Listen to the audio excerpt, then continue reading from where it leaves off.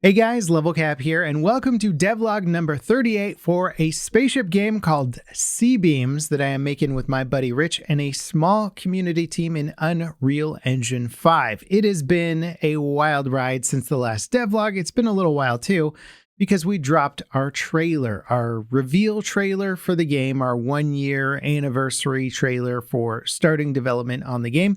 And the game is now wishlistable on Steam, which you should go do if you haven't done already. In today's video, I'm going to talk about the game name, the company name, some of the FAQs that have come up around the game concept, the artwork that went into the title for the game, some of our wish list metrics, and then of course all the game related stuff like this really cool new damage system that John Lagostini is working on. We've got some new white box ships, we've got new concept art, and we have a whole mission system that is well underway because we are building out a tutorial for the game. Let's get into it. So on the 14th, about 11 days ago, we launched our reveal trailer for C-Beams. In that period of time, the trailer's racked up over 80,000 views, and we've gotten about 16,000 wish lists on Steam since then, and it's been very exciting. We even had content creators and other developers mention our game, talk about our game, and it's been absolutely surreal to watch YouTube videos of people talking about my game for a change, as opposed to me talking about somebody else's game. Now, we also had the title reveal for C-Beams, and if you've been following the devlogs for a while, you'll know that we've just been referring to this as a spaceship game. Well, now it is C-Beams, and many of you have gotten some of the references there, and if you didn't get the reference, it's not super important. The name will be explained throughout the course of the game, but I will also kind of explain some of the basics right now. Centrifugal plasma beam weapons, also called C-Beams for short, are a new experimental weapon made possible by rare elements only found in this new black hole system in which the game takes place. The weapons represent a major power shift for anyone in control of this technology, and that's going to factor into the underlying narrative quite a bit. Now, when it comes to the C-Beams logo design, I want to give Kyle Fiore a huge shout out. He works with companies to design brand styles and logos. He's got a fantastic portfolio of work, and he offered to help us out very early on. We've had this logo for quite a while. He also did all the different positions and proportions for Steam graphics and all that stuff. I love that he managed to incorporate an actual beam into the font itself. This is all like handcrafted. He did a great job, and we went through a whole bunch of iterations before getting here, but he was super fun to work with. Peter Chambers did the trailer music for us. He's been doing all the music in the game so far. He actually did this piece quite a while ago when we needed a 2.5-month trailer to show off at GDC, and he made some updates to this one for the newer trailer, but for the most part, this is an older piece of his, and I really like it. It's fun, it's poppy, it kind of gets you in the mood for an adventure. And I can't wait to show you guys more of the music he's been working on in the meantime. Also, Panzer V1, who has become the sound designer for our game, came in clutch and helped us redo a bunch of sound effects for the trailer, like some alert sounds and also the railgun sound, which sounds so punchy now. Direct hit. Now, some people noticed on Steam that the production company is Distant Light Games. This is my company. I founded it to make the game. I chose not to use the Level Cap branding within the company name because I wanted people working on the project to feel more ownership in their work and not feel like they were just making Level Cap's game for him. A lot of people in this project have a lot of say in how the game looks and feels and plays, and so I just wanted to make sure that that came across when deciding to help us on the project. Now, upon publishing our Steam page, we also got access to our community tab, which just opened up, and now people can ask questions there, and we're going to have to post FAQs and post devlog stuff over there as well, just to make sure that the information it gets to where it needs. But this will be an interesting new avenue of communication that we have to dive into, well, pretty soon. Also, Steam page stuff has got a whole bunch of stuff you got to learn about, and we need to update things, do better localization. I need to optimize the GIFs on the landing page. There's all kinds of Steam store things that we need to handle, but those will come in due time. time. It's not necessarily the most exciting side of game development, but it is equally important to making a good game is getting exposure for your game. And that will be something that we talk about over the coming year and our strategies on increasing exposure and marketing and balancing that with production time. It'll be a fun journey, and I'm excited to get into the weeds on that. And speaking of getting into the weeds, John Lagostini has been hard at work on his damage painting system. This is a system that will paint damage onto ships. I've shown off little tidbits of it here and there in the past, but man, has it come a long way. He's done a fantastic job of creating a layered system that can burn away paint and then burn away that burned area all the way into the hull of the ship, so you can see the underside, the exposed inner components of a spacecraft. Now, the logic behind this system goes way beyond me. This is definitely tech artist realm of work, where it's taking the UV unwrap, unfolding it, painting the damage where it needs to go using a 3D brush, because we found out when we used a 2D brush, it would scale the damage effect based on the UV size, and some ships were using bigger UVs while others were using smaller UVs, so bullets would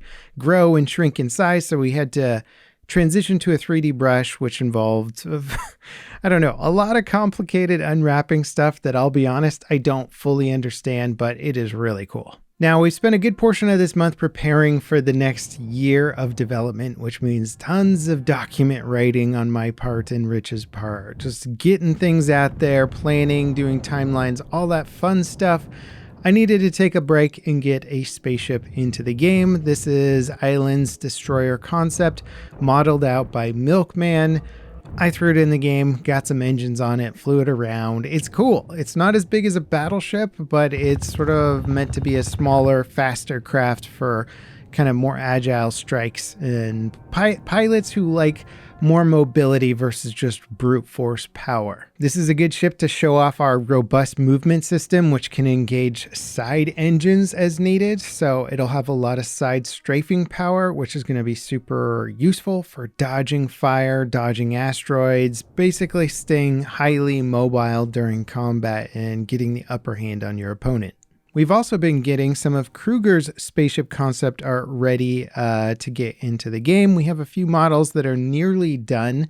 I'm really excited about these smaller size multi-role ships for people who maybe wanted to see something more than the very boxy cargo ships that we've had. The multi-role ships mostly won't be boxes. They'll be different shapes. We even have a triangle coming up in the near future. So just an early preview of some of that stuff coming. Now, I've saved one of the most important tasks for last, and that is our tutorial system. This might sound basic because most games have a tutorial and you kind of know how they go. It's a sequence of steps that kind of pretend to be a mission, but they're actually teaching you how to play the game. Well, that's also what we're doing, except that to build the system, we also have to basically build out all the logic for our mission system. The tutorial system is going to require 90% of the logic needed for most of the rest of the missions in the entire game. So while it's great to get this tech built, it's also a pretty big undertaking, one which Rich has been hard at work on, and I'm going to let him talk a bit more about the details. We're still early in development, but building tutorial systems can help push the development along in a few ways, one of which is helping us figure out how systems need to be connected together. I'm also starting to work on the dialogue system, and that's going to tie in closely with this mission system and tutorials. It's going to be used heavily through the tutorials. There's going to be a lot of systems like that we need to connect together. For example, just docking with a station might be a trigger that progresses a mission along. We want these Lego blocks of mission components that we can put together to build out these missions. So it's a dynamic thing. The designer can do whatever's on their mind without doing programming. An exception to that is some of these tutorials. Some of the tutorials are going to have some hard-coded logic, and I'll show you an example of that. Let's take a look at the mission configuration for a basic movement tutorial. It's going to have some dialogue to preface the tutorial. Some of that dialogue will have some audio to go along with it. Some of the dialogue we're actually letting pause the gameplay to force you to read the dialogue. Then after this intro dialogue, we get into our objectives. This movement tutorial is actually a pretty long mission with a sequence of objectives. And then each objective has some tasks in it. These tasks can be completed in any order, but the objectives are all in sequence, one after another. For this objective, we want you to both move right and move left. As you see here, we've got this code in here to stick an image in there. That's going to get even more complicated. I need to build a system to use enhanced input and common UI. We're going to be able to have mappable inputs, keyboard, mouse, or gamepad. And then this is going to dynamically show you the icon for what you actually need to press to progress the mission. So here's where a little bit of the hard coding comes into play. Normally, when you set up a mission task, you can choose what type of task it is. And then there's a bunch of other fields to fill out. But in this case, we're just going to choose none because we're going to let some other system forcibly mark this task as complete. So we're going to have this tutorial blueprint running. As soon as this particular objective starts, we'll set up a timer to measure the left input. We'll set up a timer for the right input. And then these timers will continue to measure whether the player is using that input. Once it reaches 1 second, then we cancel the timer. And then we tell the mission subsystem, this particular task is complete. And then the mission system knows to find the task by its globally unique name and mark it as complete for the player. While we're in here, it might also be interesting to show that we're changing the input mapping context for different objectives so that we can lock the input and gradually introduce more inputs over time. So in the beginning of the tutorials, you can only move left and right, and then you unlock moving up and down, and so on and so forth.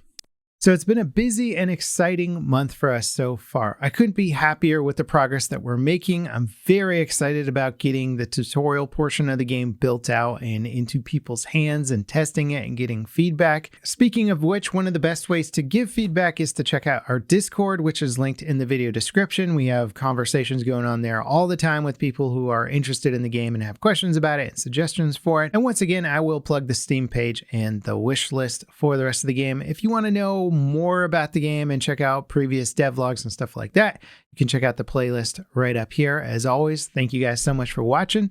We'll see you next time. This is Level Cap signing off.